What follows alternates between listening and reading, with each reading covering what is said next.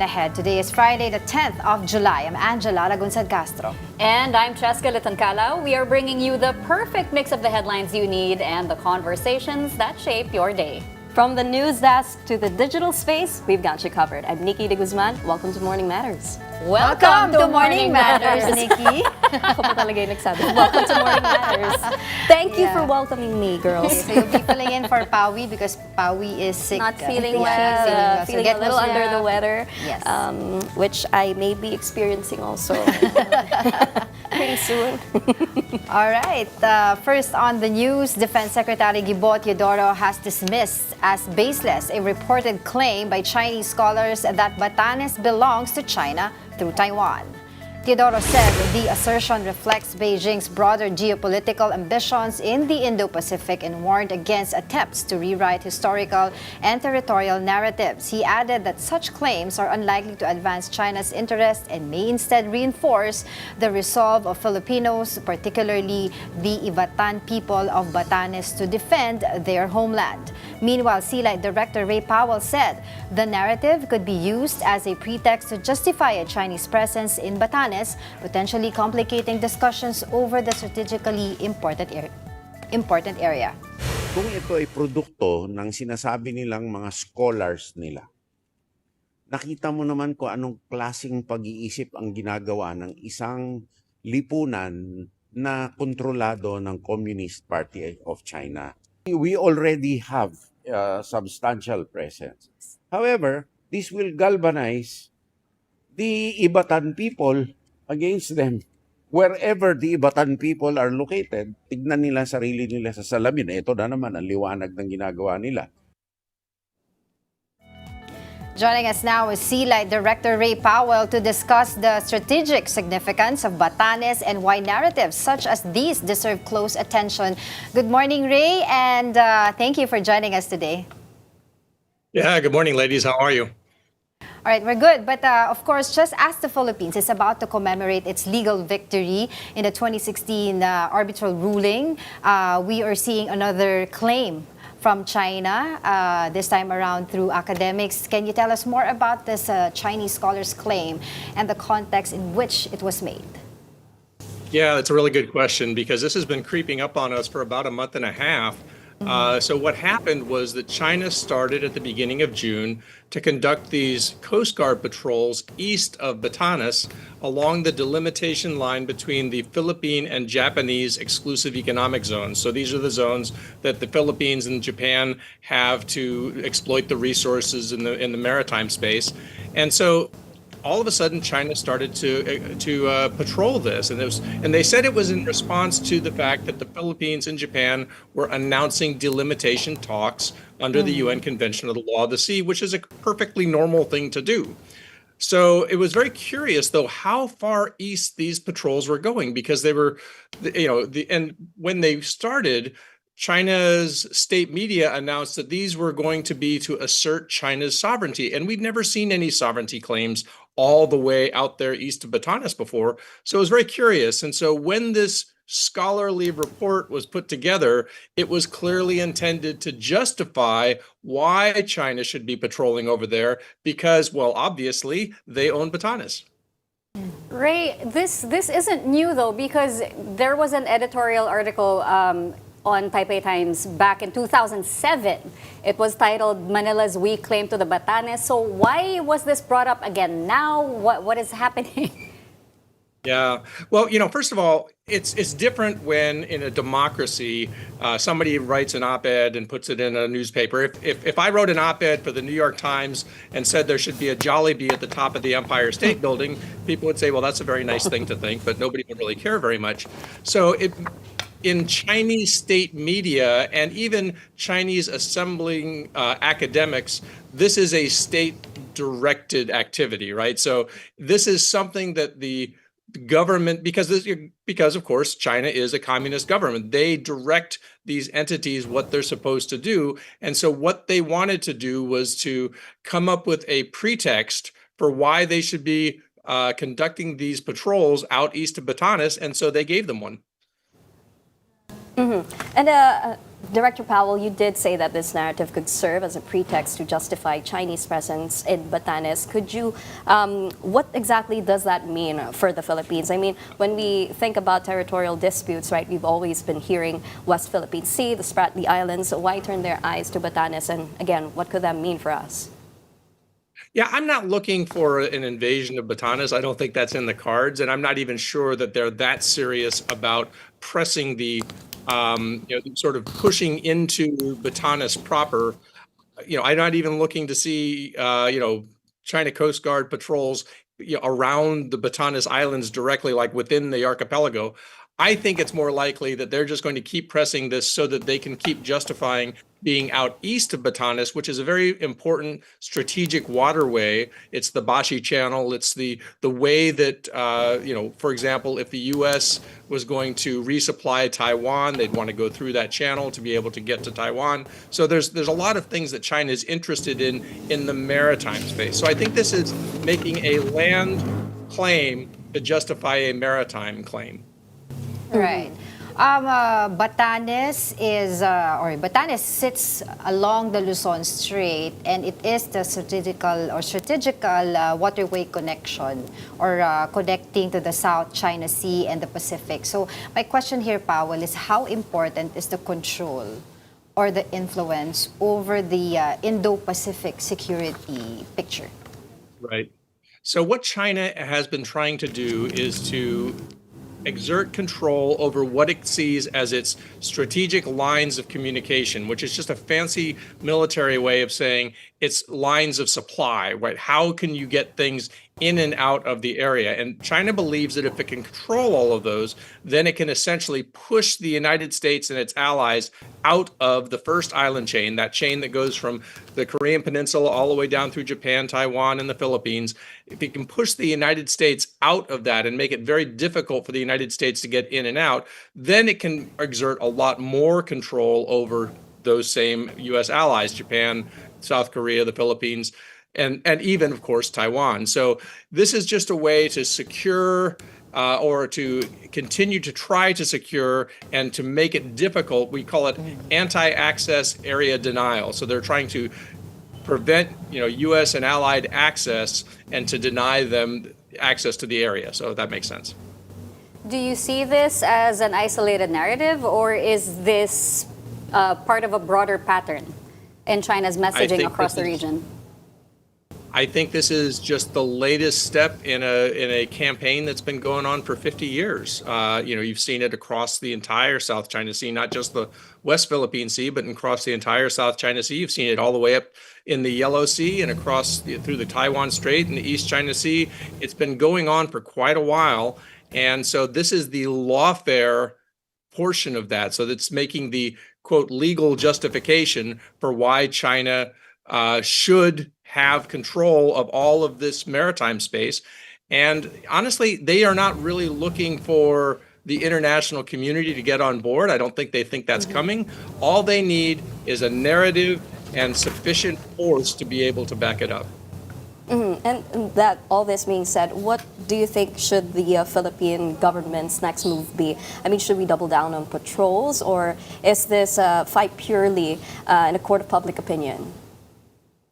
Well, I mean, I think it's all of the above, right? So what the Philippines has been doing and needs to continue to do is build capacity and build alliances. I mean, we had Secretary Teodoro was at the event over at the West Philippine Sea event over yesterday, and he was talking about the fact that what the Philippines needs to be able to do is to deter. It needs to have a credible deterrent so that China doesn't feel free to do whatever it wants in the Philippine space.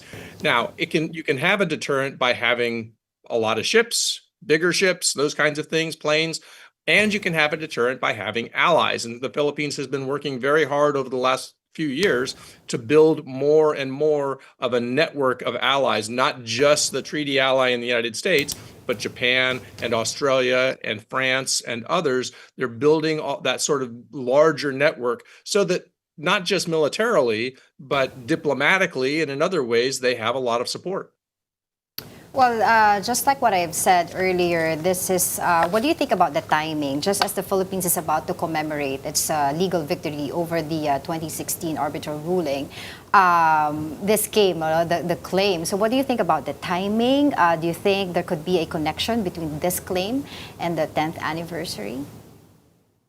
I think if there is one, it's probably not that strong. I think that really this had more to do with China seizing an opportunity. And so we call this the pretext to escalate. So pretext means that they need an excuse, right? And so what actually set off their excuse was when Japan and the Philippines announced their delimitation talks, and China used that excuse, that pretext, to begin these patrols. Now, the patrols, as I said, are so far outside of any previous claim China has ever made that that all of a sudden it realized it needed some kind of excuse as to why they were doing that. What was their reasoning behind why they should be all the way out there asserting sovereignty? And so they had to come up with something. And so they got these scholars together and they said, come up with something. And so they came up with something. And of course, it was unanimous because it's China.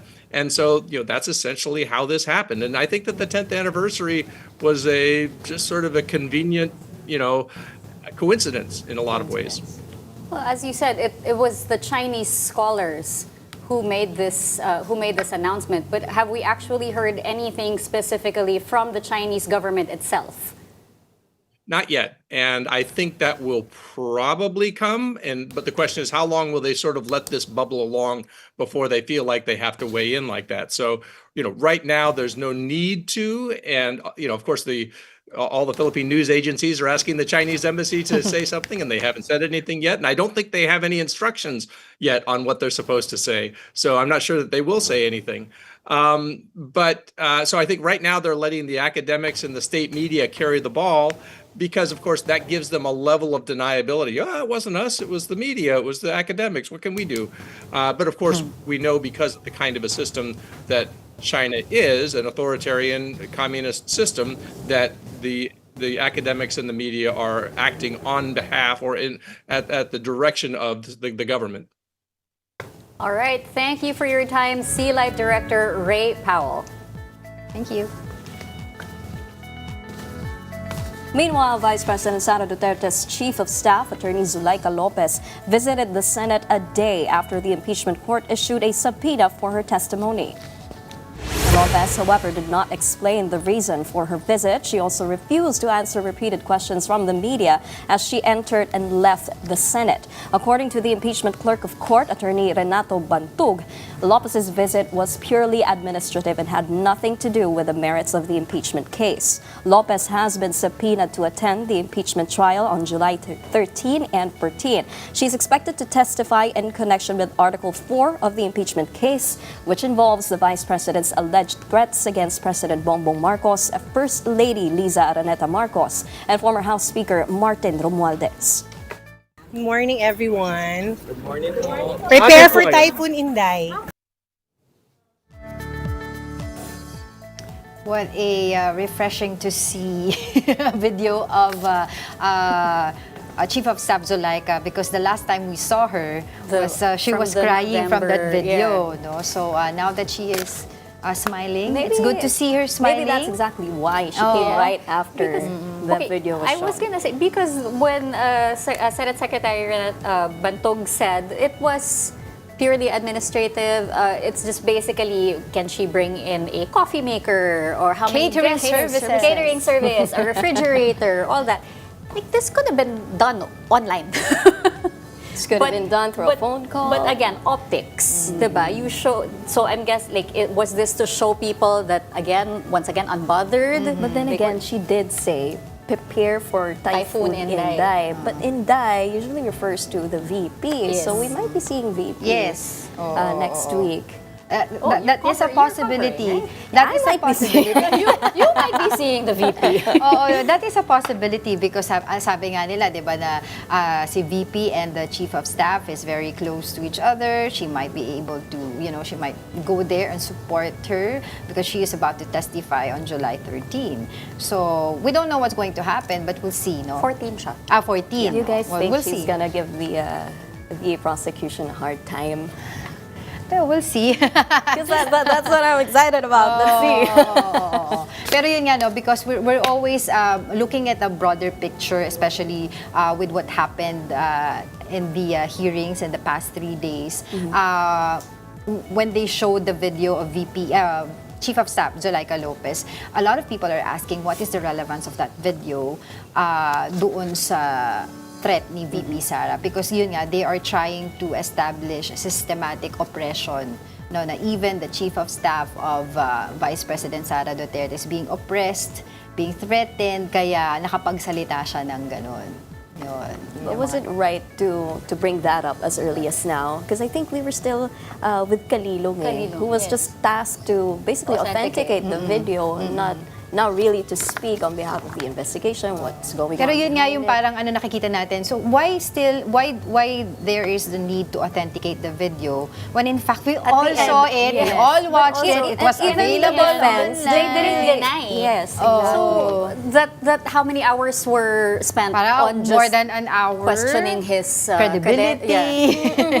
Diba? Only not to at the end of the day, no one raised a question about whether or not the video was real. Although I do have a question. Although there's about an articulation from the defense saying na okay, we are accepting the video because the reason why is because nasabi nila na there's a systematic oppression nga against the VP Sara. So there is the video, we acknowledge the video, pero kaya lang sinabi ni VP Sara yun because of what happened to her, what they were doing to her. The scheduling though? Because wasn't Law Talk supposed to go first? Monday before Zulaika. I'm not Right. sure. Yeah. So I think Attorney Lotok is Monday, and then Attorney Zulaika is Tuesday. For the 13th, yeah. And then Sergeant at Arms, House of Representatives Sergeant at Arms Belinda is on Wednesday. And this is Lots to talk about. hopefully- Yes, oo. Basta Lots to talk you have about. to remember they allotted 11 days, Yes. 11 trial days We for shall this see article. if they get to 4. follow the So, thread in the first 3 days place. pa lang sila. Let's see what's going to happen. In the meantime, In the meantime, weather. Typhoon Inday weakens further. Its center was last spotted 620 kilometers east of Basco, Batanes. Inday may pass closest to extreme northern Luzon between tonight and tomorrow morning. Afterwards, it will move toward the southern islands of Japan. Due to bad weather, face-to-face classes are suspended at all levels in Caloocan, Valenzuela, Las Piñas, Malabon, Mandaluyong, Marikina, Muntinlupa, Parañaque, and Valenzuela. All levels are also suspended in Aurora and Negros Oriental. The same applies to Lingayen, Pangasinan, Macabebe, Pampanga, and several areas in Batangas, including Alitagtag, San Jose, San Pascual, and Calacas City. Classes are also suspended in Calatagan and Bawan, Batangas. The same goes for San Pablo, Laguna, Santa Cruz, Occidental Mindoro, and parts of Cavite, including Noveleta, Alfonso, Naik, and Maragondon. Classes are likewise suspended in other parts of Cavite, including Mendez, Amadeo, Magallanes, General Emilio Aguinaldo, Ternate, Tanza, Kawit, and Trece Martires. Also included in the class suspensions in Cavite are Silang, General Trias, Imus, Dasmariñas, Rosario, General Mariano Alvarez, and Tagaytay City. Classes at all levels are also suspended in several towns in Antique. Classes from preschool to senior high school are suspended in Basista, Pangasinan, San Simon, Pampanga, and Aninii, San Jose de Buenavista, and Sibalom in Antique. In Indang, Cavite, classes are suspended from preschool to elementary. Okay, so preventive, no? But even in Mindanao, we're already seeing flooding due to habagat, and it's enhanced by Typhoon Inday. Another thing that we need to pay attention to also is the risk of leptospirosis. So please avoid, if it does flood in your area, please avoid wading in floodwaters because serious health risk po yun. right. Looking at the map, no, it's all over up in the north. So is Batanes hit again? So it's not It's just signal getting number hit 2 by, in Batanes. It's not Batanes, just I think. getting hit by geopolitical I know. tensions, Oh, also yeah, by that's literal right. storms. I Right. guess, yeah. But I was able to talk to Asek Dumlao of DSWD, and she told us about the preparations that they are doing, the agency. All the food packs, actually it's about 4.7 million food packs that they're going to distribute per area. And all the things that they need to do, no, to prepare for this typhoon. Yun nga, sabi naman nila, if you fail to plan, you plan to fail. Yeah. All All right. Don't go away. Morning Matters will be back after a short break.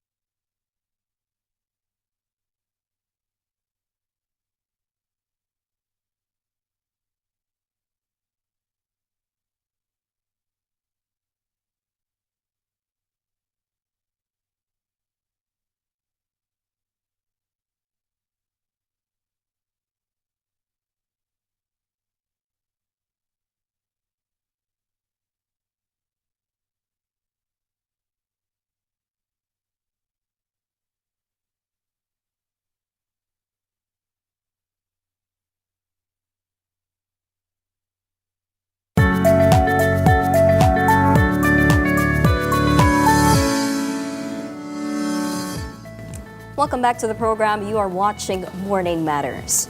The Sandigan Bayan will hold a hearing today to get an update on Senator Rodante Marcoleta's health condition. For more details, let's bring in a mobile journalist, Arles de los Santos. Arles, what do you have for us?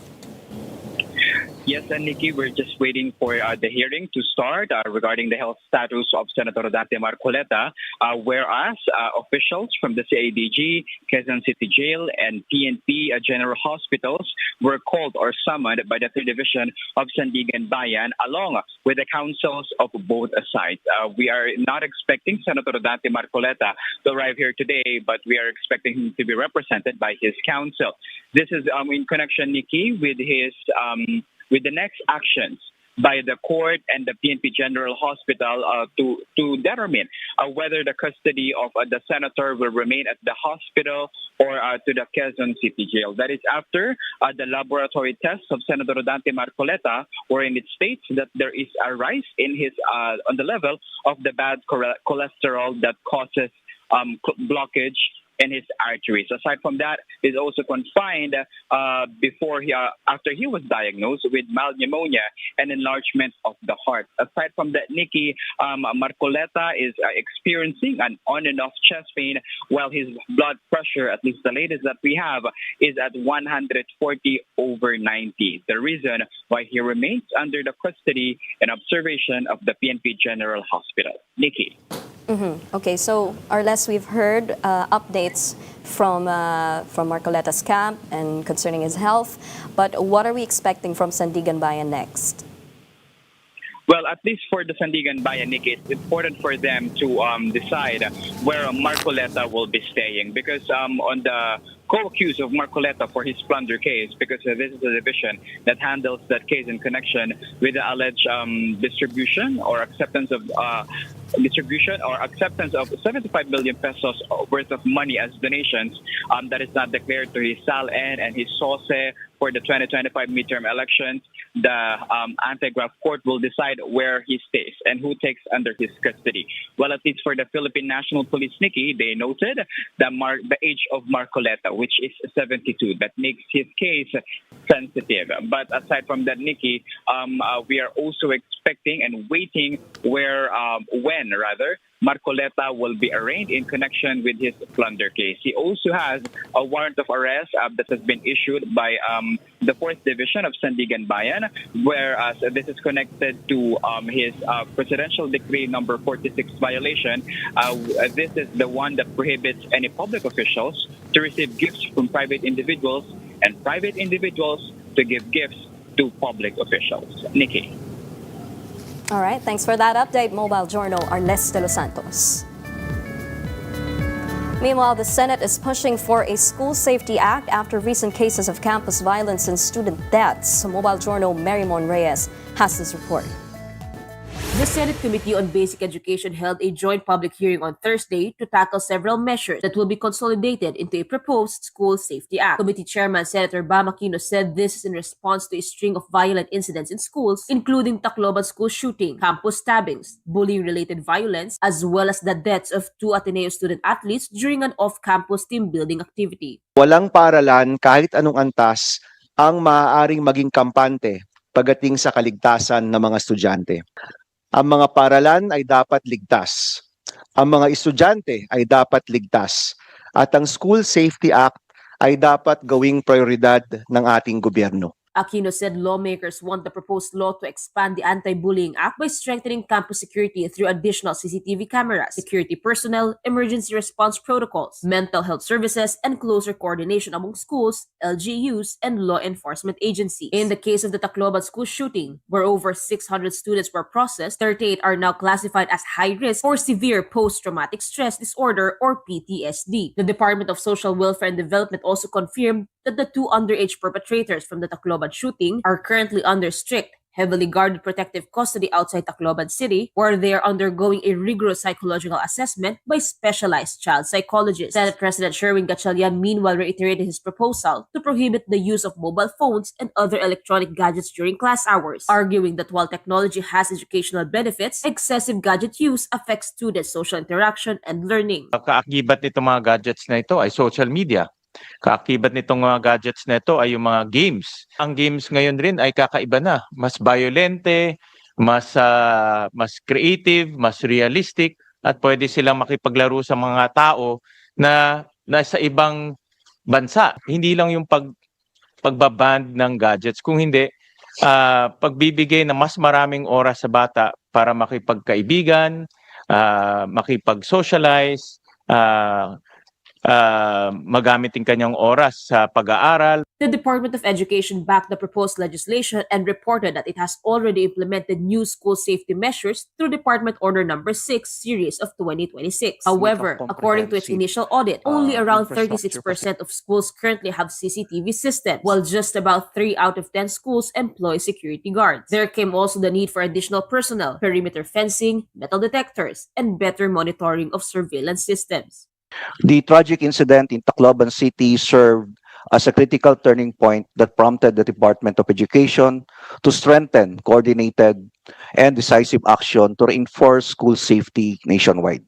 The hearing also examined the June 8 drowning deaths of Ateneo Blue Eagles players Rene Baterbonia and Divine Adili during a team-building activity in Dibaculaw, Aurora. The Philippine National Police told senators that its investigation is still ongoing, especially noting discrepancies on Baterbonia's time of death. An emotional Ateneo president, Father Roberto Yap, also appeared before the inquiry and apologized for the tragedy, saying the university continues to provide financial, pastoral, and psychosocial support while cooperating with ongoing investigations. We unequivocally condemn these acts because they only deepen the pain of those already grieving by spreading disinformation and causing further harm.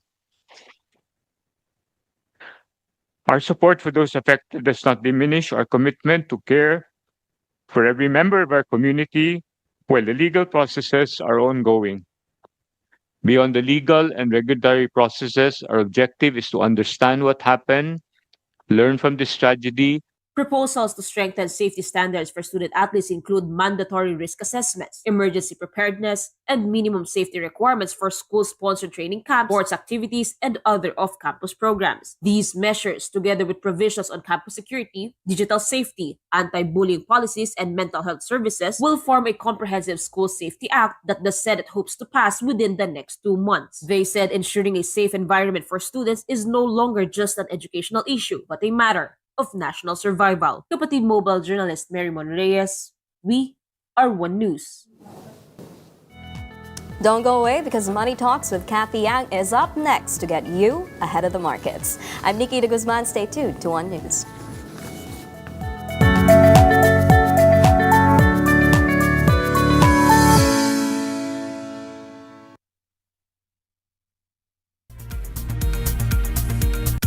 Welcome to Money Talks. I'm Kathy Yang, your intel on the Philippine markets and the economy. In the headlines, economic managers trim revenue collection targets this year as the Philippine government eyes a bigger budget for 2027, the largest proposed in the country's history. We speak with former Finance Secretary Gary Teves as he calls for fiscal discipline. The Bangko Central's latest monetary policy report shows El Nino and the prolonged Middle East war may keep inflation elevated. And Finance Secretary Frederico says the Development Budget Coordination Committee can again recommend to reduce or suspend excise taxes on LPG and kerosene should the price of Dubai crude shoot up above the $80 threshold. Leo Bellas, president of Jetty Petroleum Inc., joins us live on the implications of rising global oil prices.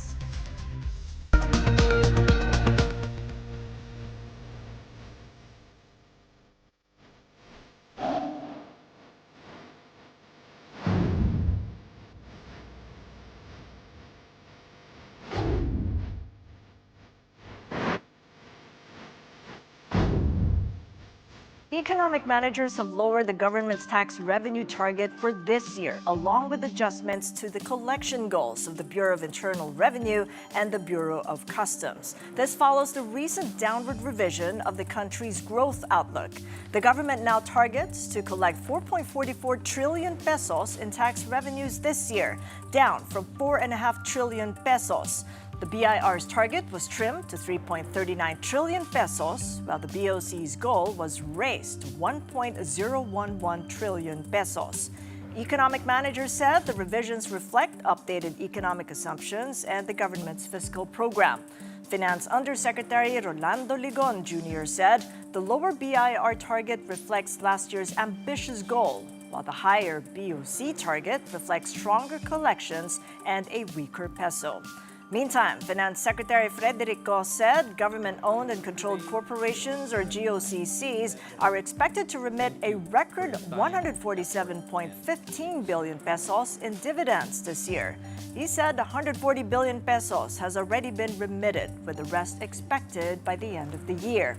The Finance Department said total dividends under the Marcos administration are expected to exceed 501 billion pesos by the end of 2026.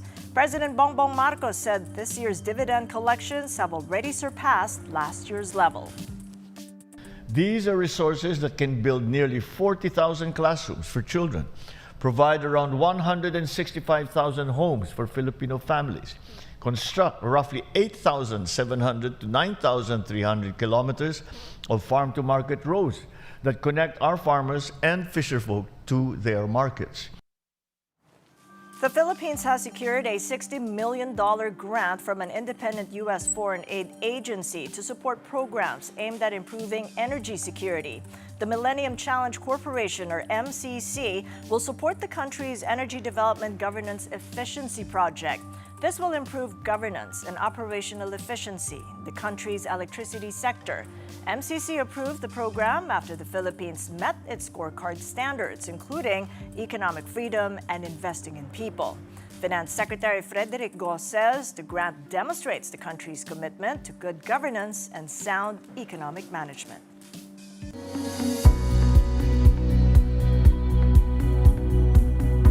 The proposed 7.2 trillion peso 2027 budget is the Philippines' largest ever budget in history.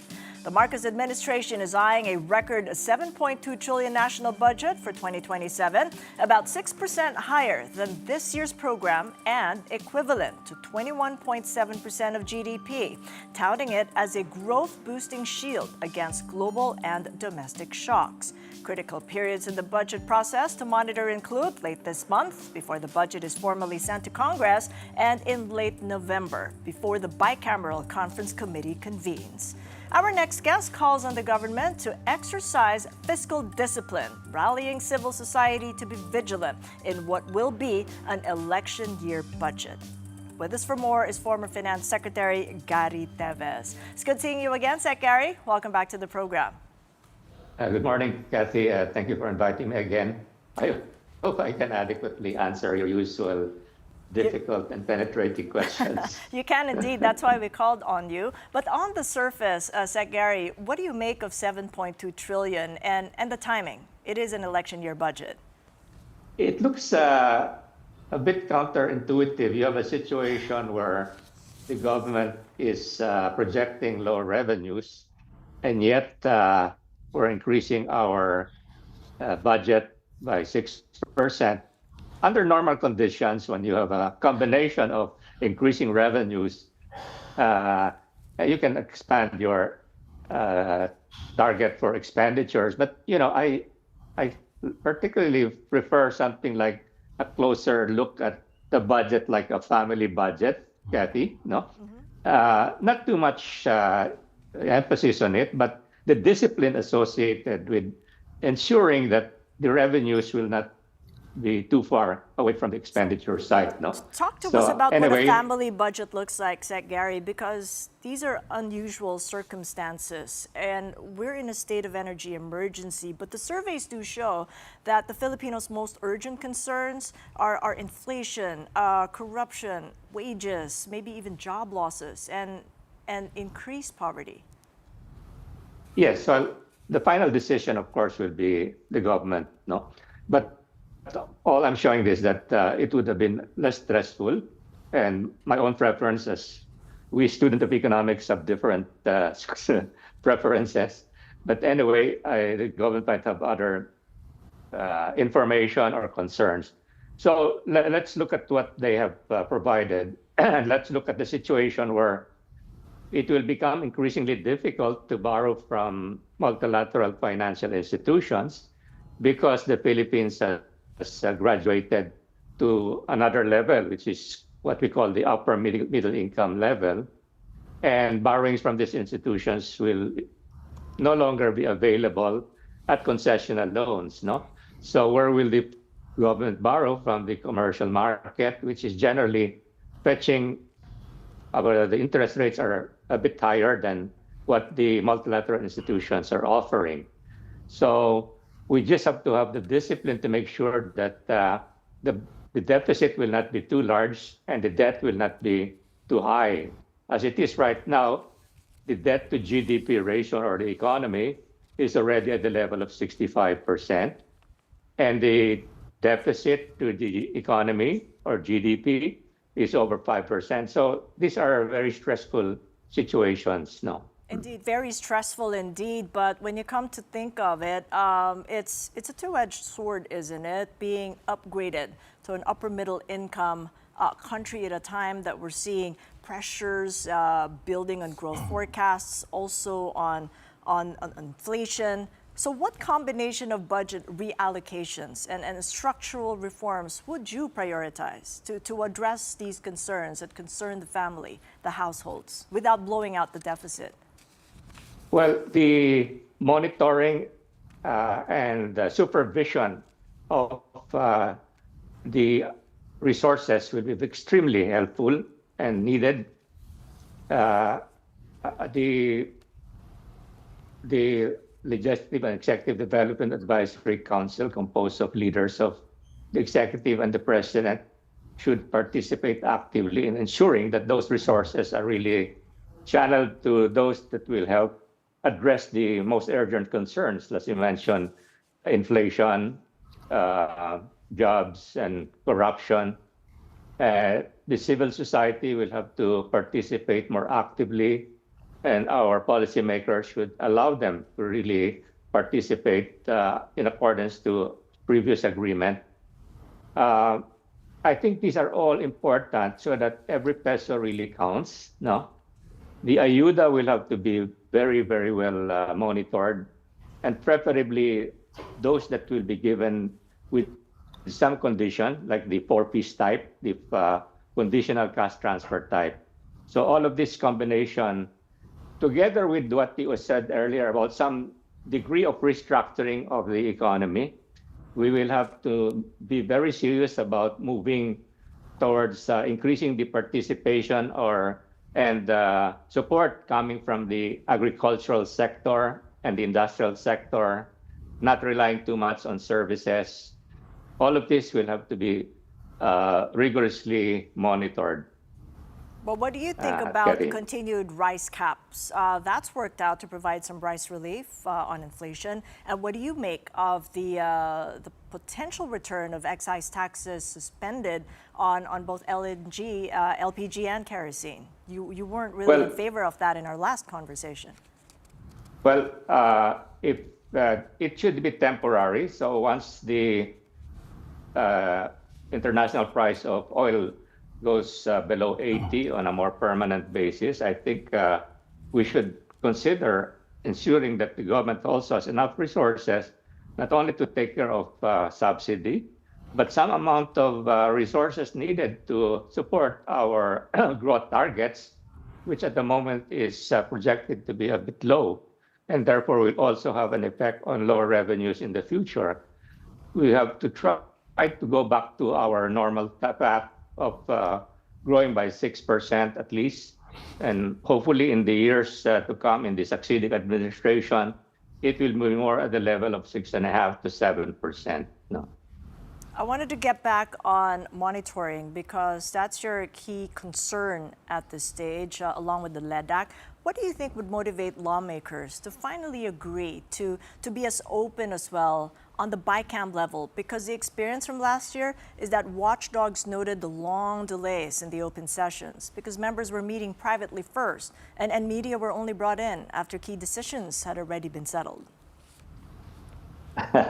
It's not an easy question to answer because the human dynamics come into play here. Now, I think it will involve the constant reminder of the president, the executive department, if the Congress will not really rigorously adjust, then I think the executive will have to do its part through some form of, eventually in the veto, for example, the president can veto certain items, no? So he has to be more vigorous in that area so that the budgeted amount will just be not more than 7 trillion, I hope. No. So those are the things that he can do. But they have to meet more regularly, yeah. Indeed, and that messaging has to be very clear when the State of the Nation address comes on July 27th. What would you like to hear from the president himself, Sec Gary? Well, I plan to do something similar, and maybe we can talk about it, but I'd focus on what you also said earlier. Make sure that we really allocate time and resources to the most urgent concerns of Filipinos. No, make sure that We also are relentless in our supervision, in implementation, in monitoring that the resources are really going to these major and important concerns. And I would hope that outside of the realm of economics, the judicial system will really be very conscious about doing their part in ensuring that those guilty or those are considered guilty will really, some of them will really put into jail. No, that will help ensure a higher degree of accountability from our officials. Indeed, a whole-of-nation approach as we hear you out. Sec Gary, thank you so much for your insights. Secretary Gary Teves, formerly of the Finance Department. In other news, more banks are scrapping fund transfer fees following the Bangko Sentral ng Pilipinas' latest circular on digital payments. BDO Unibank is the latest to waive fees for InstaPay and Peso Net transfers. The bank announced the move through its mobile app and its official website. China Bank has also made InstaPay and PesoNet transfers free through its CBC app and My CBC Online. Security Bank has also started waiving InstaPay and PesoNet transfer fees today. Meantime, East West will begin waiving InstaPay transfer fees on July 15 through its EasyWay and Como digital banking platforms. These moves come after the BSP issued a circular requiring banks to keep transfer fees reasonable, cost-based, and transparently disclosed. So far, these are the banks and e-wallets that have waived or lowered their fund transfer fees. And you're watching Money Talks. Coming up, renewed tensions in the Middle East raises global oil prices again. We speak with Leo Bellas, the president of Jetty Petroleum, in a few minutes. Keep it here on One News.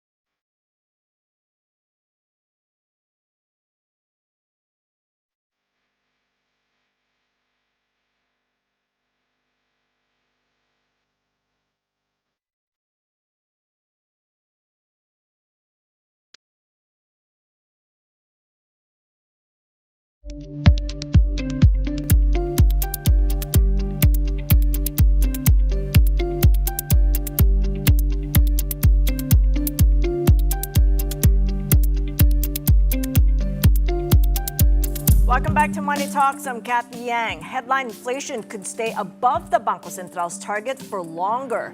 This as risks from El Nino, the Middle East conflict, and rising inflation expectations continue to build. In its latest monetary policy report, the BSP said its high inflation scenario shows price growth drifting further away from its 3% target over the medium term. It said this could be driven by possible oil supply disruptions and a renewed escalation of the Middle East conflict, as well as higher rice prices due to El Nino and persistent inflation expectations.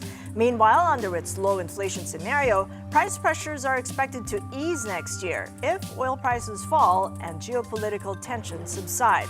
Headline inflation has remained above the BSP's 2 to 4% target for 4 straight months. The central bank now expects inflation to average 6.4% this year before easing to 4.5% in 2027 and 3.1% in 2028. As the suspension of the excise taxes on LPG and kerosene ends, what next for the prices of these fuels? We speak with Leo Bellas, the president of Jetty Petroleum Inc., joining us live on the lines. Good seeing you again, Leo. Welcome back to the program. Okay, I'm not quite hearing you yet, Leo. But first off, with Dubai and WTI moving up again this week after Trump said the ceasefire with Iran has ended, how do you think the pricing will look like over a 4-day average at the very least? For the, of course, in the Philippines, what we're looking at is the the mean of Platts Singapore averages. So for the first 4 days of this week, it really it went up, particularly for diesel. For gasoline, it's a bit on the range bound, so it didn't move that much. But for diesel, we're expecting a potential movement for next week in the range of about 2 to 4 pesos increase. But for gasoline, it's a bit on the softer side, but still the range is about a potential rollback of 1 peso and a possible increase of 1 peso as well. Okay, and because of that, the volatility now again in oil prices, what sort of discussions are you having with the Department of Energy? Are you moving back to perhaps moving away from the trading range, the pricing range that Energy Secretary Garin had implemented a couple of weeks back when we were seeing more stability in oil prices? Yes, it's one of the clamors of the industry. We're in hopefully initially the range was a clamor of the industry so that there could be some leeway for oil companies because the oil companies have different pricing in terms of particularly on the ocean freight and other important details in the price buildup. But the range has helped actually. But as soon as the national energy emergency is lifted, I guess the range should be also lifted as well. But for now, the prices are actually moving quite differently, particularly because of the renewed tension in the Middle East. But even prior to that, for diesel particularly, the movement is actually not really following that much as compared to the crude oil because diesel is, number one, it's a refined product, so it's a product of refining of the crude oil, and it's moving differently and going actually higher, inching up even prior to the latest flare up, is because of the demand. Demand has been steadily growing up, but supply has remained stagnated.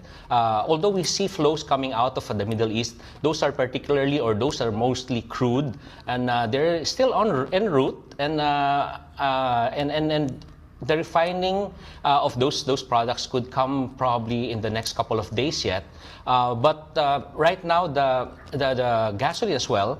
Gasoline is moving based on the demand, which in the northern hemisphere, the demand is picking up. But in Asia, so far the demand and supply balances is quite okay. But I think in the next couple of days, since global balances is really quite tight, we might see prices to probably inch up a bit for gasoline. But so far we've seen it to be range bound, and we see some point of resistance wherein it's not really going that low that much anymore and going that high anymore. But the scenario for diesel is quite different. So it's really the diesel that's really being affected right now, and we can see prices probably going up some more unless the Middle East crisis would escalate and some of the economic factors would come into play that would show that the demand would be going down. Are you seeing that so far? The demand is coming off, considering we've had high inflation and perhaps there's a genuine slowing of demand right now. Yes, in our country, we see demand destruction, which happened actually in April. But good thing is that demand has come back, but it's still not. I mean, we're not comfortable at that level yet, but it's a good sign actually. So demand is picking up; it's going up. Particularly when classes have started already. Although not every schools have started classes already. So we can see a natural demand pick up in demand. But I think because prices are still it's still relatively higher compared to pre-war levels. It's not back to 100% yet. Right. What about for LPG and kerosene? Because the BIR announced on July 8th that Dubai crude's 1 month average fell below 80 a barrel, thus the directive to lift the suspension in excise taxes and LPG and kerosene. And they issued a directive on that about 48 hours ago, as you can see on the screen. How much would that return of the excise taxes add up to the cost of LPG and kerosene that we consumers purchase? For kerosene, it could, I mean, kerosene prices would go up by 5.65 pesos per liter. So that's basically the excise tax itself. But if you factor in that amount, and then you include the VAT in the computation, you could see more than 5.65 increase in the prices. For LPG, it's almost the same, so it's about 3 pesos, 3.35, I guess. So that 3.36 plus 1.12, that more or less would equate to how much the price of LPG would go up. Okay, we've heard from the finance secretary himself about 24 hours ago saying that the DOF can again make a recommendation to reduce or suspend should the Dubai crude average price shoot up above 80 a barrel. If I know the jetty doesn't sell LPG or kerosene, but how does a policy like this, tax on, tax off, affect how you plan your own pricing on gasoline and diesel? If for example, if that would happen for gasoline and diesel, oil companies would have difficulty in identifying which part of their inventory the excise tax would be taken off. And if it's a government mandate, of course, we need to submit the report. So in short, it's quite tedious to do that. We've seen this when the train law was enacted. So during that time, it's the other way around. So we have to put in the excise tax. So there were tedious reports that we need to submit. So before we can put in the excise tax. So I think it would also be the same if the excise tax would be taken out. So we need to make sure that the volumes that we have to be, the volumes that excise tax would be taken out should be reported properly. So I think it would take a lot of close coordination with the Department of Energy and of course with the BIR. Okay, and the price adjustments for next week, I know you said a couple of potential increases there, but what can we expect for Tuesday? I think, prices really went up this week, but we can see some gradual or probably a bit of softening in the last trading day of this week, but it may not affect that much. But I think let's expect that the prices would be on the higher range of the higher side of the range. I mean, we're in for gas. For diesel, it could go as high as around 4 pesos per liter increase, and for gasoline, I'm not too optimistic that it would go down to the negative side, but let's just say it should be within the range of no movement to about 1 peso increase. Got that. Thank you for your insights. Really appreciate it. Leo Bellas of Jetty Petroleum. Well, LPG prices are set to rise next week after the government resumed collection of excise taxes. Regasco President Arnel T. says LPG products will increase by 3 pesos per kilo starting Monday, July 13. That translates to a 33 peso increase in the standard 11 kilogram cylinder. 11 kilogram tanks are currently sold between 1,150 and 1,250 pesos, still above pre-war prices of around 950 to 1,000 pesos. Finance Secretary Frederico told reporters yesterday the Development Budget Coordination Committee, or DBCC, could still recommend suspending excise taxes. That's if average Dubai crude oil prices rise above $80 a barrel. Take a quick check on the Philippine peso and see how that's opened on this final trading day of the week. A tad stronger, 61.57 to the dollar. The peso weakened yesterday by 10 centavos to settle at 61.605 against the greenback. Traders say the peso dropped after the latest Fed minutes showed a compelling case for policy rate hikes during its June meeting. Fresh tensions between the U.S. and Iran also caused the local unit's weakness. And checking in on the markets overseas, U.S. stock futures point to a decline, but the markets open later tonight, Philippine time. The Nasdaq falls by about 0.4%. S&P and the Dow are down about 0.1% each. Asian markets, meantime, are a mixed bag on the last trading day of the week. South Korea's Kospi is up more than 2%. Japan's Nikkei 225 rises about 1.5%, and Australia's ASX 200 falls by 0.8%. Wall Street rose this Thursday on the back of an AI rally. The Nasdaq was up 1.3%, S&P climbed 0.8%, and the Dow gained 0.25%. If PSEI has snapped its 6-day winning streak yesterday amid renewed tensions in the Middle East. The stock market slid 0.8% to settle at 6,223. The broader all-shares index tumbled 1%, with the local counters all losing ground except for services.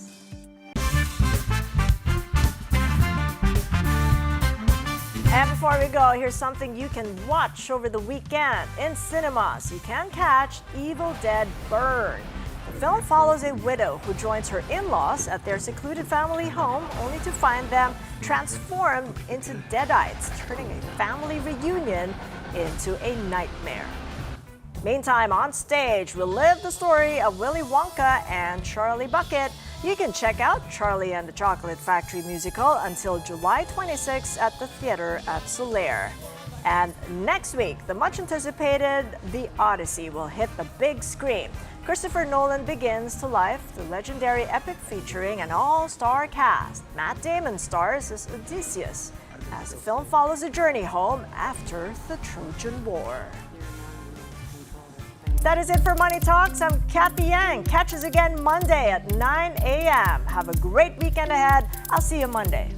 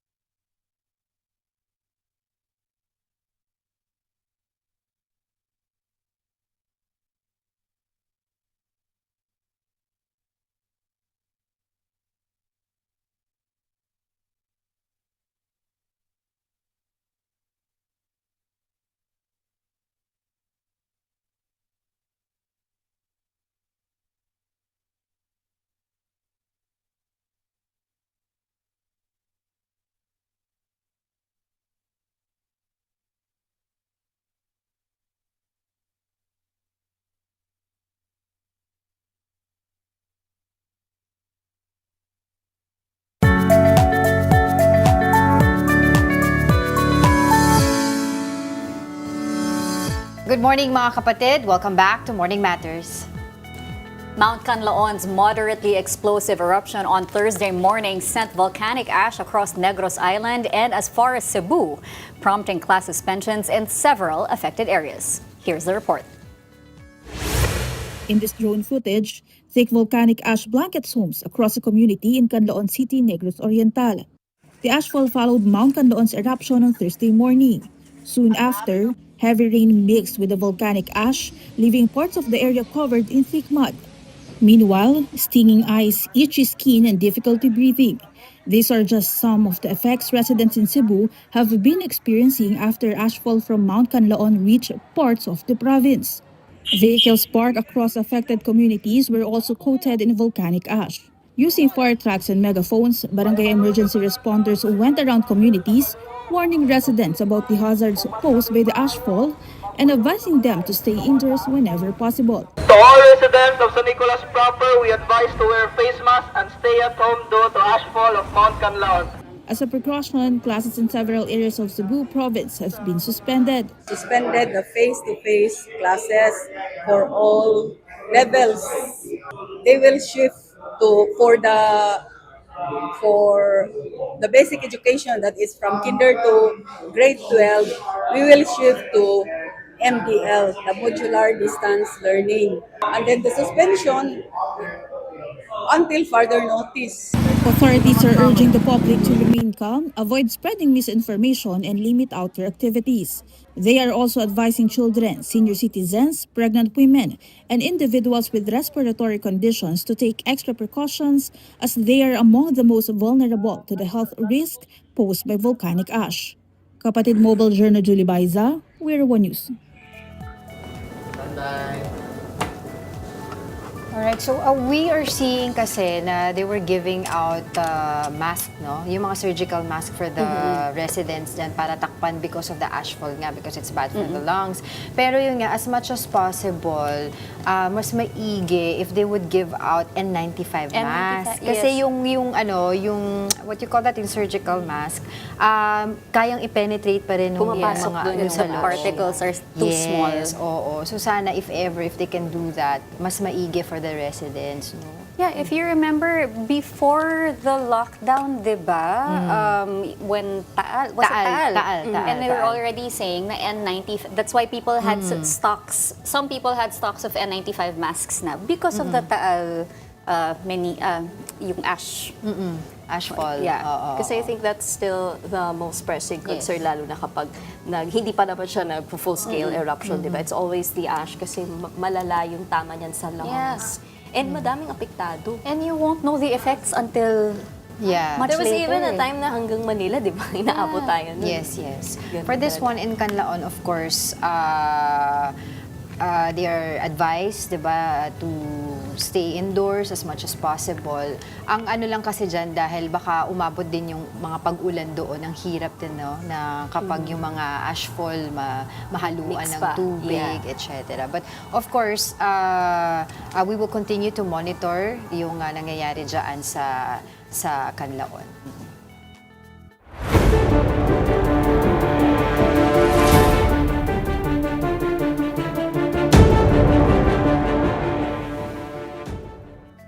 House Lead Prosecutor Jervil Luistro gave the prosecution a 10/10 grade for the first week of Vice President Sara Duterte's impeachment trial. Luistro said the prosecution achieved its goals from day 1 to day 3, including delivering its opening statement, presenting evidence, and defending the testimony of its first witness. She said the defense failed to debunk the testimony of NBI Senior Agent John Mark Calilong, who analyzed Duterte's November 2024 kill threat video. The defense questioned the context of the video and argued there was no proof Duterte actually contracted an assassin. Luistro also said the prosecution may present bank officials as witnesses, but subpoenas for bank, AMLAC, and BIR records will still be tackled in oral arguments before the impeachment court on July 15. To discuss the prosecution's assessment and what comes next, we are joined by private prosecutor and legal spokesperson, Attorney Jay Tolosa Jr. Good morning, Attorney. Thank you for joining us here on Morning Matters. Good morning, Angela, Cheska, and Nikki, and good morning to your followers and viewers. Attorney, first week done and dusted, how would you assess the prosecution's performance in the trial? Yeah, we're very pleased with how the first week, of the presentation of evidence unfolded. From the opening statement of Congresswoman Jervil Luistro, wherein she was able to immediately lay down the strong evidence that we will be presenting in support of the articles of impeachment. And more than that, to connect that to everyday Filipinos and to make it very clear how this materially affects their lives. And even to the opening statement of Kong Noy Defensor, wherein he emphasized how unacceptable the threats made by the vice president against no less than the president. No? And of course, with our first witness, we're also pleased how he was able to properly present these videos wherein the respondent issued those serious threats against the president, the first lady, and the then speaker of the house, and not just made threats, but even admitted that there's already an agreement with an assassin to carry out the same, right? And even the subsequent videos of interviews showing that she never denied making such a threat, and even other videos which would show that she had an intention to cause harm to the president. Well, attorney, former NBI Director Jaime Santiago said in one of his interviews that he is willing to testify before the impeachment court if asked. No? This is in connection with the recommendation filing of cases of the NBI to Vice President Sara Duterte. Do you think or do you see a need for him to testify? Is the prosecution considering this? Well, for now, we think that the witnesses that we've already listed in our pre-trial brief, in connection with this article for grave threats are already sufficient to prove all of the essential facts. So, but of course, we're always open to these kinds of suggestions, and as we present our witnesses, we will assess, if there's need to present additional witnesses or documents. Attorney Jay, since we're talking witnesses here presented during the pre-trial conference, now the defense did try to block Kalilong, right? Because he wasn't explicitly named in the initial articles of impeachment. We know that presiding officer Escudero did overrule this, but are you expecting a repeat of this for every witness from here on out, from Zulaika to Belinda. to Lotok? Yeah. Well, that will be their prerogative, right? If they want to put on record their continuing objection on that basis. But of course, we would expect the impeachment court to remain consistent with its earlier ruling regarding this matter, wherein they were still allowed. Because Attorney Jay, they were included in the pre-trial conference. So what is the strategy behind this? Why is the defense doing this? Well, we've anticipated this move from them from the very start, that they will try to make it difficult for us to be able to present the evidence which would back up our allegations in our articles of impeachment. As you know, even from during the proceedings before the House of Representatives, the petition they filed with the Supreme Court trying to stop these impeachment proceedings from proceeding, and the affirmative they raises in their answer when they were asking for the dismissal of the case even before trial. So it's clear to us that this will be their strategy, try to block us from presenting evidence. I mean, that's their strategy, but insofar as we're concerned, we remain focused on making sure that we will be able to properly, efficiently, and effectively present evidence to support the articles of impeachment. Attorney, with regard to the witnesses also, there are still concerns regarding the pacing of the trial itself, how 2 days were dedicated to one witness, and then next week the schedule is one witness per day. Prosecution has also said that you intend to use the full 11 days allotted. How do you see the timeline shifting? Will it shift? Are we going to expect any kind of changes?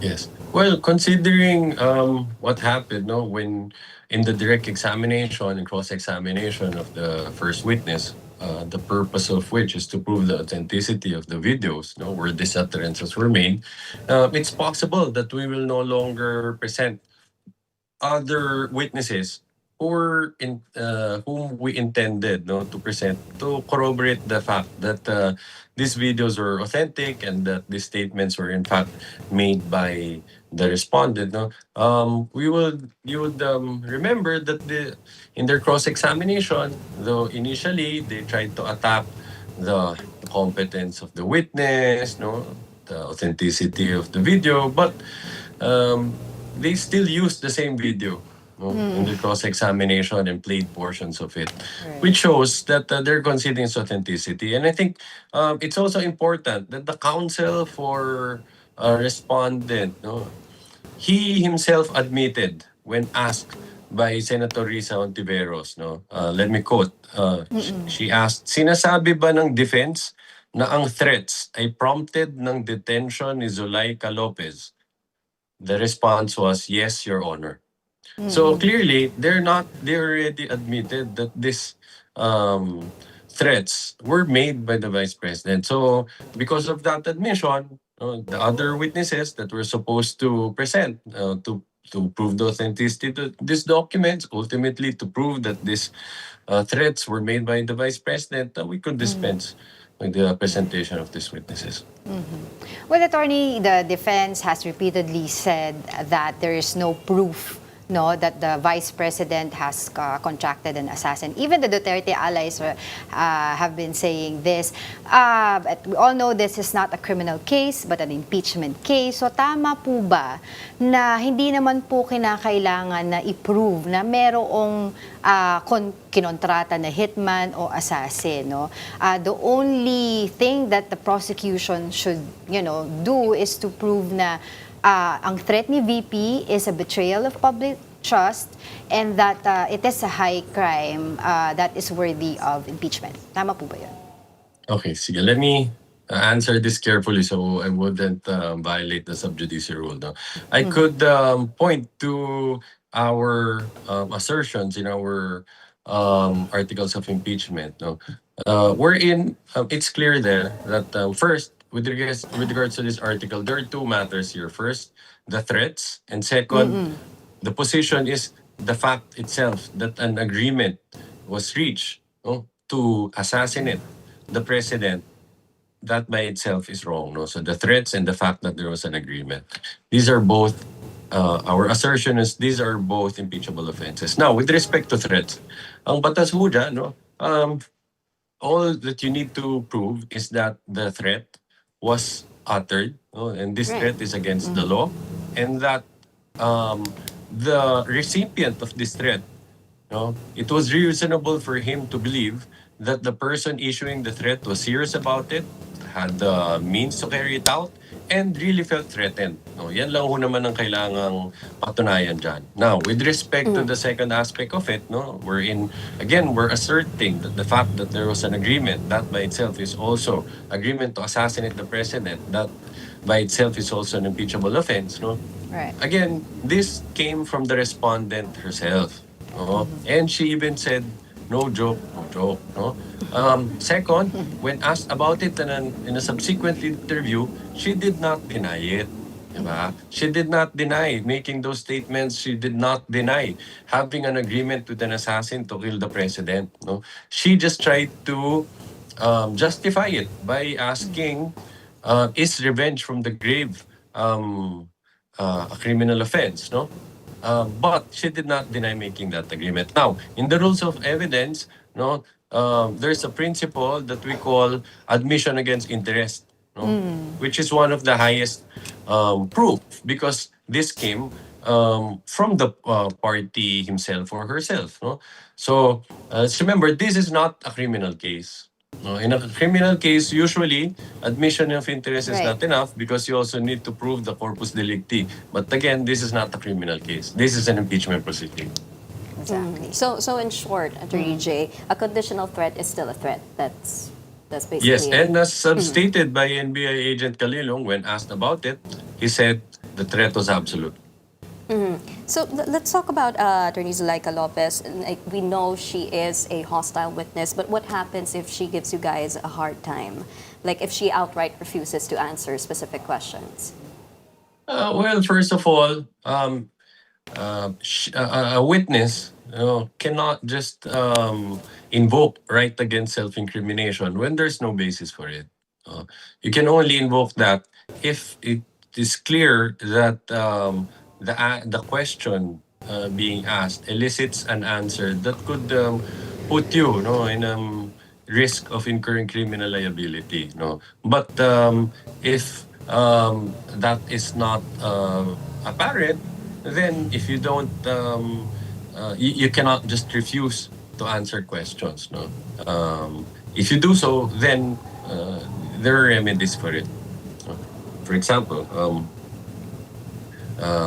you could be cited in contempt if your action shows already that it shows disrespect already towards the impeachment court because of this outright just refusal to answer any question So very without quickly, any basis. what about incredibly emotional speeches or answers that, make you run out your clock? Well, of course, we're also anticipating that, and let's just say that the prosecution's ready for it. Attorney, while we're on Attorney Zuleika Lopez, can we get the prosecution's reaction? Because we saw her yesterday at the Senate and once again, dropping a one-liner, prepare for Typhoon Inday, which is obviously a double entendre. Just your thoughts? Well, we agree with her. We should all, in fact, the entire nation should prepare for calamities like this, so that just make sure that we're all safe. So we don't see any problem with that. Well, Attorney, did the cross-examination weaken the testimony of the NBI witness? How would you, kumbaga, assess the behavior of your witness during that time? We've seen pauses, we've seen hesitations, to some confusing questions. Others would say this is a badge of veracity, but the critics would quickly point out na off-script siya, etc. Your thoughts on that? Well, first I have to say, ultimately, the assessment falls on the impeachment court. But what I can say, what I can highlight is that at the end of the day, the two most important things that were made very clear in the cross-examination, the hearing last week, is that first, the defense themselves used the same video presented by the witness in his direct examination.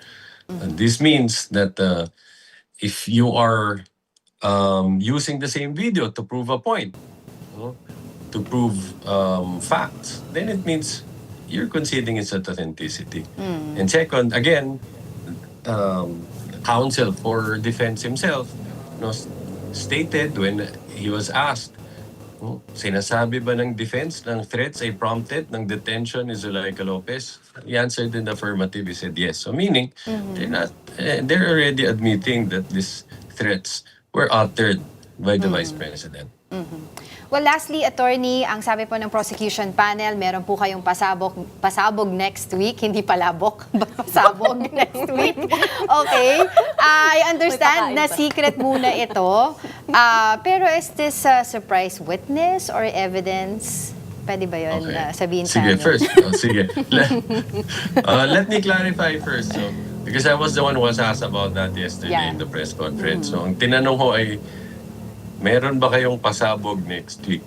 Okay. And so this word did not come from us. Our response was, meron kaming matibay na ebidensya na ilalatag sa susunod na linggo. Sa susunod na linggo. So I just wanted to So clarify evidence that. Evidence. Yes. Okay. Yes, All yes, right. yes.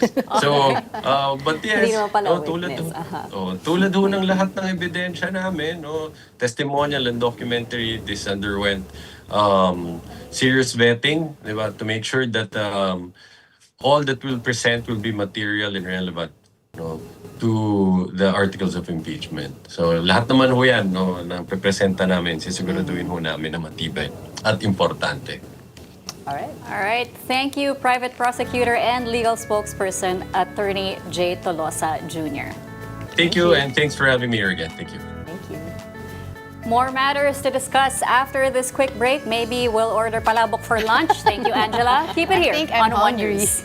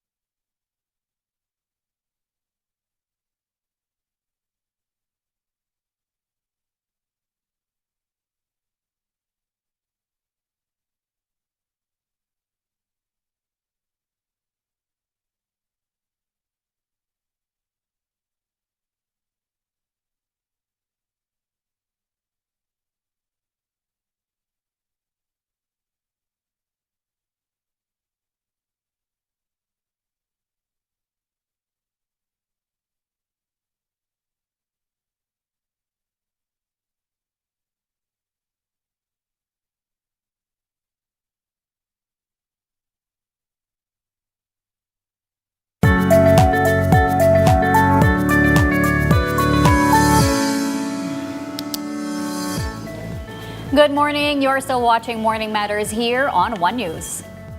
Now, Typhoon Inday has weakened but continues to enhance the southwest monsoon across much of the country. To tell us what to expect in the next hours, we are joined by Pag-asa weather specialist Lori De La Cruz. Good morning. Good morning sa lahat pa po na ating mga tagapakinig. Typhoon Inday continues to further accelerates as it moves northwestward over the sea east of Batanes. Its last location was estimated at 620 kilometers east of Basco, Batanes, with maximum sustained winds of 150 kilometers per hour near the center and gustiness of up to 185 kilometers per hour. Signal number 2 is still raised over Batanes, the eastern portion of Babuyan Islands, northeastern portion of mainland Cagayan, while signal number 1 is also raised over the rest of Babuyan Islands, the rest of mainland Cagayan, for Isabela, Apayao, the northern portion of Abra, Kalinga, eastern portion of Mountain Province, eastern portion of Ifugao, and also over Ilocos Norte. Due to southwest monsoon or enhanced southwest monsoon, we will also be experiencing occasional rains. Rains will be experienced and is expected over the Mimaropa, Western Visayas, Negros Island region, Zambales, Bataan, Cavite, and Batangas, while cloudy skies with scattered rains and possibilities of thunderstorms over Metro Manila, Zamboanga Peninsula, Bangsamoro, Sorsogon, for the rest of Luzon and the rest of Visayas, while the rest of Mindanao will have generally fair weather. So that's the latest from Pag-asa. This is Lori de la Cruz. Lori, we have some few questions here. What should residents in Batanes and extreme northern Luzon expect as Inday passes coasts tonight until tomorrow morning? Batanes will generally have rainy day with gusty winds, occasional gusty winds, and it could reach up to 88 kilometers per hour. This kind of wind, so that the strength of wind would reach that, and it would affect Batanes in the next 18 to 24 hours. It's expected over Batanes. And how dangerous are sea conditions, especially along the northern and eastern seaboards of Luzon? Do you have gale warning?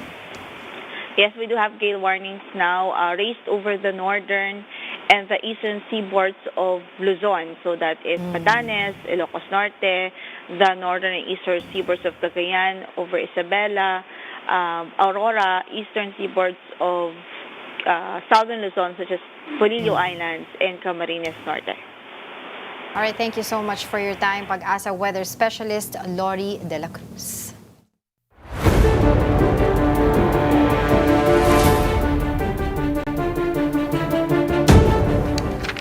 The impeachment trial of Vice President Sara Duterte is set to resume next week. Among those the prosecution panel plans to call to the witness stand is Office of the Vice President Chief of Staff and Undersecretary Zulaika Lopez. Lopez is considered a key witness in connection with allegations that Duterte made grave threats against President Bongbong Marcos, First Lady Liza Araneta Marcos, and former House Speaker Ferdinand Martin Romualdez. Also expected to testify are National Bureau of Investigation lawyer Jeremy Lotok and House of Representatives Office of the Sergeant at Arms Captain Belinda Bello. Now, to help us better understand what to expect as the impeachment trial resumes next week, we're joined by political scientist Professor Antonio Contreras. Good morning, Prof. Thank you for joining us. Nice to see you. Good morning. Good morning. Thank you for having me. Now, how significant is the prosecution's decision to call Office of the Vice President Chief of Staff Zulaika Lopez as a witness? Parang how crucial is her testimony? Well, first of all, she was presented in the cross that was handled or conducted by defense lawyer CJ Narvasa, right?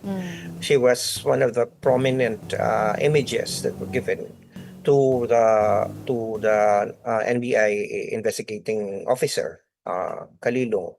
So her testimony would be important. So because it's the one that is being projected as one of the reasons or one of the triggers, admitted by Narvasa himself when he was questioned by Senator Risa Ontiveros. So that's one. The second one is she would probably shed light on the circumstances behind the press conference, because after all, that online press con was convened at the behest of the Office of the Vice President, featuring her prominently and her gripes, her complaints about being declared to be in contempt. Number two, yung for her to be moved to a different detention facility. So I think those are important issues that need to be clarified. So I expect her to provide some light on that. Professor, in the first day with John Mark Kalilong, the defense was arguing that the entirety of the video should have been shown, the 2-hour and 26-minute video, if I'm not mistaken, as compared to the prosecution just showing snippets of it. And then once the defense had their turn, they also just showed snippets. Why do you think they pivoted? And what is the significance of this? Well, first of all, I think it is the relevance of the entire 2 hours. the law itself allows the prosecution to, or the rules of court, which are suppletory to the proceedings, allow for the presentation of a part, as long as the other party would be allowed to present the entire thing when it's their turn. Now here, as you correctly pointed out, during the time of cross, they also produce snippets of it.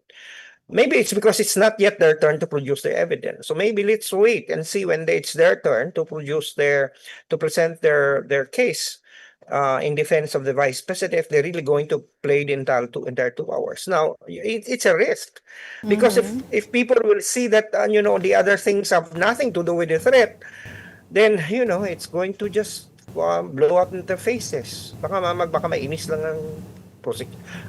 ang judges, mainis ang tao. So that's the risk. Napanood na rin naman natin yun prior. But, di ba, Yeah. Prof? Anyway, Prof, of course, when they played po yung clip of the video where the executive chief of staff of Vice President Sara Duterte, Attorney Zulaika Lopez, was crying, etc. Did the defense succeed in showing there's a prosecution talaga, systematic oppression, or nakitaan lang po natin na kapag tauhan ka pala ng VP, no, pwede kang ganito, pwedeng iba yung ituring sa'yo, there are special treatment? Yeah, well, I think if you're going to ask me, the presentation of the portion where Zulaika Lopez is crying and expressing her angst and gripes did not help the case of the defense, because it only led to a question by Senator Risa on what is the relevance of that, and whether indeed that was the one that triggered the vice president to issue a threat, and therefore, and initially, CJ Narvasa answered in the affirmative, and that really further deepens the case that she issued a threat. It's just that they're rationalizing it. That in fact, when they presented the video as evidence themselves during the cross, then it's as if they're admitting the existence of the video. So there's no more point in arguing about the legitimacy or the credibility or the validity or the authenticity of the video. Even the defense already used it as a defense. So, but they just showed a different part of it. So, just to clarify to people, impeachment is not about the guilt or the innocence in a crime. It is about the fitness of someone to continue to hold office, and in this case, the vice president.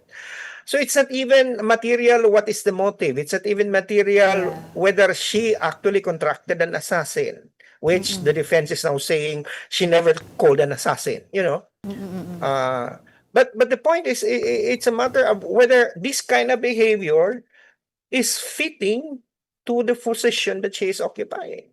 That is the point. Maraming nalilito, akala nila kailangan may proof beyond reasonable doubt, that there should also actually be an assassin that is actually hired. First of all, you and I were not born yesterday. Since when is there a written contract for an assassin? Is the person an events organizer that you're going to have contracts that I'm going to pay you in 20% and then when you kill 30%? No one is doing that. So it's kind of stupid to expect that there should be some kind of a contractual proof that an assassin has been. So, and besides, it's not the point. The point is that the statement itself is what is being contested. That how can you as a vice president say this? And when you say that thing, are you fit? Did you not betray the 30 million people who voted for you when you said that? Attorney, as mentioned, the defense didn't deny that the statements were uttered. They just justified why the statements were uttered. So what was the point of going through hours and hours of trying to discredit John Mark Calilong? Well, first of all, I'm not an attorney. Baka magalit si Pia Cayetano. Alam mo naman yun, very sensitive yun about lawyers. So, I'm not an attorney, I'm a political scientist. But I do have a PhD in political science. So, can you come again? You're mentioning, can you repeat the question again? I'm sorry. I got lost Since they when didn't you called. deny. I got lost when you called me an attorney. Ay, sorry, attorney. Oh my gosh. Oh, sorry, professor. Ayan na. What do you think was the point of trying to discredit John Mark Calilong if at the end of the day, the defense already pretty much didn't deny that the vice Well, president uttered the that, statement? that is precisely my point. I think parang hindi alam ng defense kung ano yung kanyang narrative. Di ba when you are trying to defend someone in a case, whether it's in a court, you should have a story that you want to tell. Of course, you can strip this and show just bits and parts of it.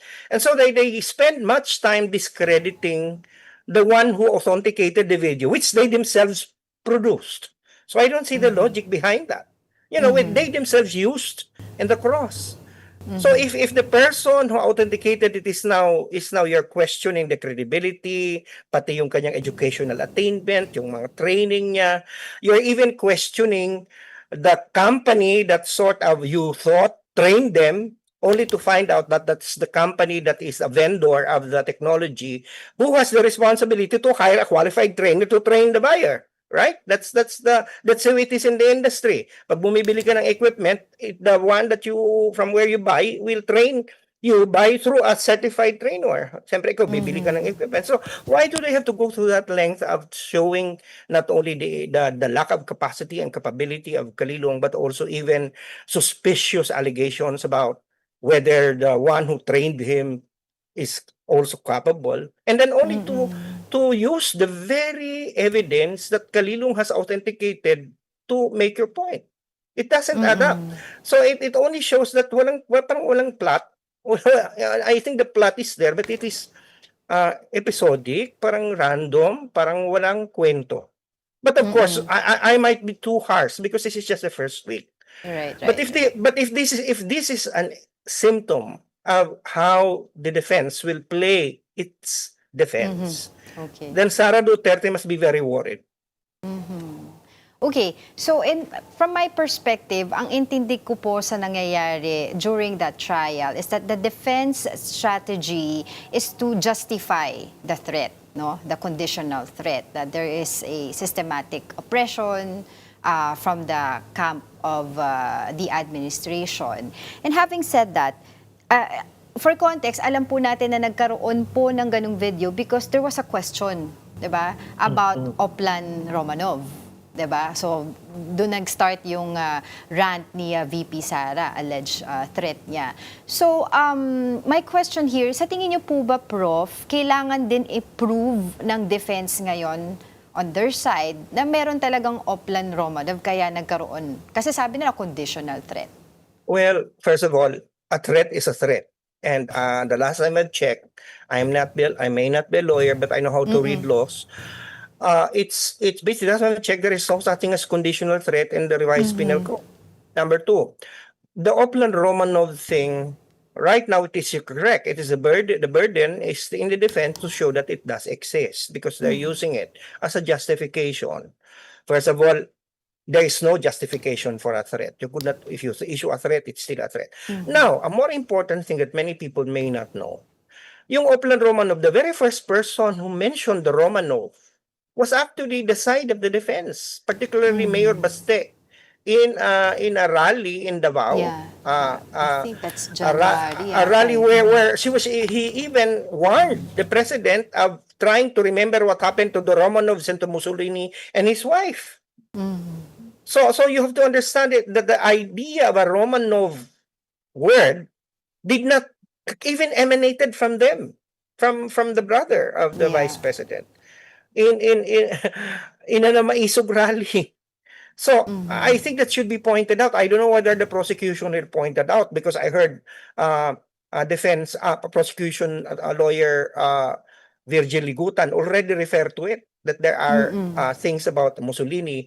Because I saw that, I heard that, and I said, yeah, I was even telling myself, it was their camp who really came up with the Romanov plot. And if you're going to be very consistent about the Romanov thing, the Romanov, parang even if it does exist, granted, still you issued a threat. And that threat is the one that makes you unfit. Does, can I just have a follow? Does make it also na parang, kumbaga kasi ito tinanong ko to kay Attorney Sal Panelo, and he insisted that I have a wrong premise on my question, saying na, sige, threat because you were oppressed, di ba, kaya ka nag-threat. Pero could this also be parang pwede nating sabihin na an ordinary person who feels that he is being threatened by the government, 'di ba, ay magbigay din ng ng banta because ganun yung nangyari sa kanya. Your thoughts on that? Well, an ordinary person is, in fact, we have lesser expectations than an ordinary person. Of course, everyone is equal under the eyes of the law. But as an elected official, you have been voted by 30 million, 32 million, di ba? Yun ang sinabi ni Sheila Season in her opening. And therefore, as an official that is elected, your expectations are even higher.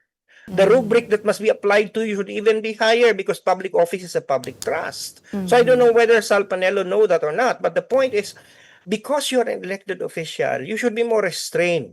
They're saying that they were not inciting to sedition, right? They said that they're just amplifying the emotions of the people. But when granted that a big sector of the people are already clamoring for the head of the president, that itself is an act that is already, people already rebelling, di ba? Pag ganun, kung majority, granted, as a political scientist, if it were to, that the people are already saying that, we want to the head of the president cut off or whatever, Sara Duterte just amplified it. That is their defense. That she was just reflecting. But she is the vice president. One of her duty when she swore an oath is to prevent the collapse of government, to defend it. The republic. She's part of that republic. She's part of the state. So therefore, in this case, she's part of government. When she even amplified and just reflected. Ito nga yung problema sa defense, gumagamit sila ng mga cute words. They thought they're defending the vice president. They're even hanging her dry. Because that means that indeed, sinakyan ng vice president ang rebellious sentiment ng tao. That itself is one of the germane to inciting to sedition. Professor, you already mentioned Mayor Baste Duterte earlier. He recently said that the main reason for the impeachment is to prevent the vice president from running in 2028. What do you think is the impact, if any, of these words on the public perception on the trial? Well, of course, maybe that's the reason why. It's a part of the script, I think there is a narrative that they're playing that Sara Duterte is a victim of persecution. And maybe that is why, as early as, months ago, she already declared that she's going to run. Gagamitin nilang, they're going to milk that narrative dry, that they just don't want her to become president, that they're just, and in fact, right now, di ba yung victim card na, di ba si Sheila Season started it with the 32 million, they just want to unseat her, and then dito ngayon, lumabas na siya ngayon na, of course, sinabi niya, ginamit pa ang Invictus without even, citing it. Na head daw niya is bloodied but unbowed. So they are now projecting this victim card, this victim narrative that she's more of, look at her, medyo maganda ng aura niya, nagbagong look, nagbagong hair. She's very pleasant, right? And so yun ang point nila, that this nice person voted by 32 million that is just being oppressed by the state. As if she is not the one who issued a threat to the president. As if she's not the one that is alleged to have misspent millions of confidential funds, as if she's not being accused of bribing DepEd officials, and as if she's not the one that is being accused of amassing unexplained wealth. So parang lumalabas na shift yung narrative. And I think the duty of every person should be to not to let her do that. Well, Professor, whatever the outcome of this trial may be, would definitely shape our political landscape. So, having said that, do you believe or at least think that the senator judges will decide based on the evidence presented, or they will somehow prioritize political ambition and public perception? Well, this is a political process more than a legal process. So politics will heavily weigh on the decisions of the senator judges. But it could both work both ways. We assume right now that they would be in. No, some senators already made up their mind that they're not going to convict, and there are more than 8 of them so far right now, including those who are not able to participate, whose absence will be counted as acquittal. If we're going to be strict on the 16 threshold, on the assumption that every senator will be counted, even if those who are not allowed to participate. But also because these people are political animals. They know the political winds, where it's blowing.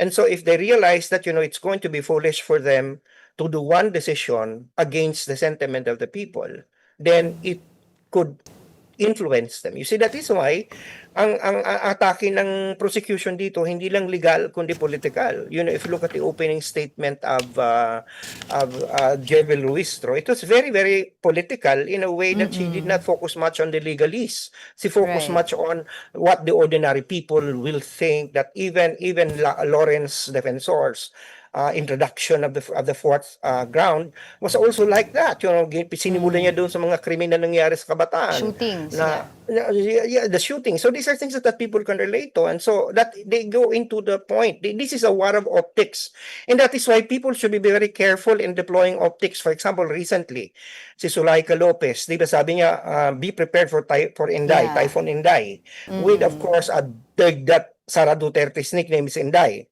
And then only to realize that Typhoon Inday is now going to spare the Philippines. There is no direct hit. So parang mali yung metaphor na ginamit mo, di ba? Yung bagyo na gusto mong maging representation at least ni Sara Duterte, hindi naman tumama at humina pa. So may mga ganung klase. This is going to be a war of narratives and optics, and the legalists will only be suppletory to everything. And that is why I also appeal to the senators, please do not be too legalistic, because people can tune out. And that would be a pity, because people should learn from this. People should watch. People should not lose interest. Because after all, this is about the Constitution and the institutions of the Republic trying to work to hold an impeachable official accountable. Prof, you mentioned that people need to watch this. If there were any moments during the first few days of the impeachment trial that you feel may have lost the audience, what do you think these moments are, and how can the Senate and obviously the prosecution defense improve on this? Well, there are two things. Number one, yung maraming objections, sunod-sunod na objection. Nanonood ako noon yung aking puro objection. Sabi ko naman party yan. Pero ordinary people could not understand. Number two, a lot of people are asking me, bakit daw parang galit sila kay Risa Ontiveros? When Risa Ontiveros were asking the questions that are valid. Right questions, yeah. They're asking the right questions. What is the relevance of this tape of Zulaika? If there is no, why is it impeachable when there is not even a proof of an assassin? Those are the key questions that people want to ask. And yet siya pa yung out of order. So people cannot understand. But don't you think also the way the impeachment trial went on for 3 days with lengthy discussions and debates is also because of how presiding officer Chis Escudero presided? Was he too lenient for both camps? Well, it's not first of all, Chis Escudero is doing a good job. Initially, I didn't want him to be presiding officer because of what happened last year. But right now, I think he's redeeming himself. He's doing a good job, to be fair. But the thing is, wala naman magagawa si Chis kasi nakatari ang kamay niya because of the rules of the impeachment process that has been approved by the Senate. And so I think there has to be a way by which we can deliver impeachment kasi the rule is the rules of court are suppletory, but they are not superior to the political process, because the impeachment is sui generis. Ang ano dito iba yung wag dapat itong parang lumabas na parang a trial for a criminal offense. And yun nga, people should also be allowed to, there should be more explanations, I think. to the people of why is it like this, but you could not help if people are confused, about every single objection. Of course, there is also the question, we have seen the video, for crying out loud. All of us have seen the video. Why does it matter whether it was this one and that one and that one and all the signature? People don't understand that. Can't they just move on? But of course, you have to explain to them this is going to be admitted in evidence, so the rules of court should be, But of course, that it takes time for people to realize that legalese is a different world, and ordinary people may find difficult time to relate to it. With the impeachment trial being sui generis, will we see the Vice President make an appearance? Should we see the Vice President make an appearance? Well, we should expect to see her there, if not to testify, at least to be there physically. I would expect that she would be appearing at a time when the script allows her. They have a script. So they would probably time it in such a way that her presence will be dramatic for the optics. Now, as to whether she's going to actually testify, there are two schools of thought. Some people think that she should, so that she can. Many of the things can be negated by her. It's totally different for lawyers to defend her, but it is her because she can express herself. But others would say that if you are worried about the kind of testimony that your client would give, you better not allow her to go to the stand. And knowing that Sara Duterte has this temperament, she may just be pushed and pressured enough to be triggered enough to really lash out the way she lashed out during the hearings in the House. So baka yun, it would be a gift to it would be an early Christmas gift to the prosecution if she does that. All right, Prof, of course, that the discussion on voting threshold, 16 to acquit, to convict rather. No, hypothetically, based on the political alliances that we are seeing right now, kulang po to convict, no, ang dito sa impeachment trial si VP Sara. There's only 13 and meron pong solid sa kabila. And yung hindi po pag-participate dahil may nawawala po yung isa, hindi natin alam kung nasaan, yung dalawa nakakulong, that's automatic acquittal vote daw po. Pero who do you think yung most likely can jump ship kung makita nila na yung evidence ay compelling? Well, for now, it's very hard to guess. But I guess if there would be people who might move to the other side, it would probably be two Villars and Lauren Legarda. I think. I might be wrong, but they are so quiet right now. Even the two Villars are quiet. And you know naman the Villars, they're going to go where their business interests go. Lauren Legarda would probably want to redeem herself as well. She has this art. She started with a lot of women and environmental advocacy. Pia and her are much alike, but Lauren has the wherewithal to just say, I'm going to go with the principle of what the people and what justice means. And she would probably, because she's now so down. Lauren's political narrative is so blemished by what happened in recent weeks. So she would probably need to recover from that. Now, I don't know whether Pia also started as a feminist, very pro-environment, and yet I don't know whether she can abandon her brother. And she has so damaged her optics that I don't know whether she can recover. She's just so disliked right now by many people. All right, we will continue to monitor the situation, of course, but for the meantime, thank you so much for your time and insights, political scientist, Professor Antonio Contreras. Good morning. Thank you for having me. All right. Friday na. But please continue to monitor the news for the, of course, yung update natin tungkol dito kay Bagyong Inday. But for the meantime, that wraps up today's episode of Morning Matters. I'm Angela Lagunsad Castro. We hope we've given you just the right start to your morning. I'm Cheska Liton-Calao. Let's make the day matter. See you soon and get well soon, Pawi. Yes, See you Pawi. again on Monday, kapatid. We are One News. All sides, all the time.